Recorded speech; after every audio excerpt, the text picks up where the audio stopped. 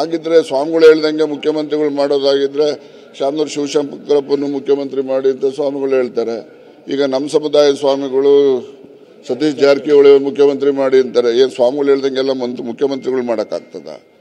ಇದೆಲ್ಲ ನೋಡಿ, ಆ ಹೇಳಿಕೆಯಿಂದ ಅದು ಮಾಡಿರ್ತಕ್ಕಂಥ ಹೇಳಿಕೆ ಅದು ಏನು ಹಿಂದುಳಿದ ವರ್ಗಗಳಿಗೆ ಮಾಡಿರ್ತಕ್ಕಂಥ ಅವಮಾನ, ಪ್ರಜಾಪ್ರಭುತ್ವಕ್ಕೆ ಮಾಡಿರ್ತಕ್ಕಂಥ ಅವಮಾನ ಅಂತೇಳಿ ನಾನು ಹೇಳಲಿಕ್ಕೆ ಬಯಸ್ತೇನೆ.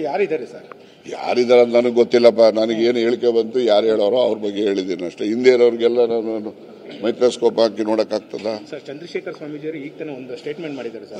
ರಾಜಣ್ಣ ಅವರು ಅಪೆಕ್ಸ್ ಬ್ಯಾಂಕ್ ನ ಹಗರಣದಲ್ಲಿ ಸಿಲ್ಕೊಂಡಿದ್ದಾರೆ, ಪರವಾಗಿ ಮಾತನಾಡ್ತಾ ಇದ್ದಾರೆ ಅಂತ ಹೇಳಿ ನೇರವಾಗಿ ಹೇಳಿದ್ದಾರೆ. ಹೌದೌದು, ಹಗರಣದಲ್ಲಿ ನಾವು ಸಿಕ್ಕಾಕೊಂಡಿದೀವಲ್ವಾ? ಆಯ್ತು, ತನಿಖೆ ಮಾಡ್ಲಿ, ಹೇಳಿ, ಯಾರು ಬೇಡ ಅಂತ. ಸಿಎಂ ಪರವಾಗಿದ್ದೀರಾ, ಹಾಗಾಗಿ ಮಾತನಾಡ್ತಾ. ಅಯ್ಯೋ, ನಾನು ಸಿಎಂ ಪರವಾಗಿದ್ದೀನಿ ಅಂತಲ್ಲ, ಪ್ರಜಾಪ್ರಭುತ್ವದ ಪರವಾಗಿದ್ದೀನಿ, ಗೊತ್ತಾ?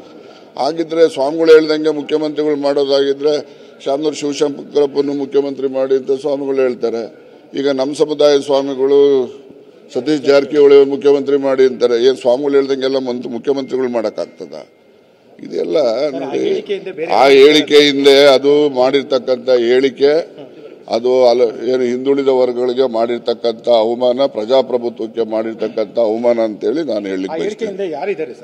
ಯಾರಿದ್ದಾರೆ ಅಂತ ನನಗೆ ಗೊತ್ತಿಲ್ಲಪ್ಪ. ನನಗೇನು ಹೇಳಿಕೆ ಬಂತು, ಯಾರು ಹೇಳೋರೋ ಅವ್ರ ಬಗ್ಗೆ ಹೇಳಿದ್ದೀನಿ ಅಷ್ಟೇ. ಹಿಂದೆ ಇರೋರಿಗೆಲ್ಲ ನಾನು ಮೈಕ್ರೋಸ್ಕೋಪ್ ಹಾಕಿ ನೋಡಕ್ಕಾಗ್ತದ? ಸರ್, ಚಂದ್ರಶೇಖರ್ ಸ್ವಾಮೀಜಿಯವರು ಈಗ ತಾನೇ ಒಂದು ಸ್ಟೇಟ್ಮೆಂಟ್ ಮಾಡಿದ್ದಾರೆ ಸರ್.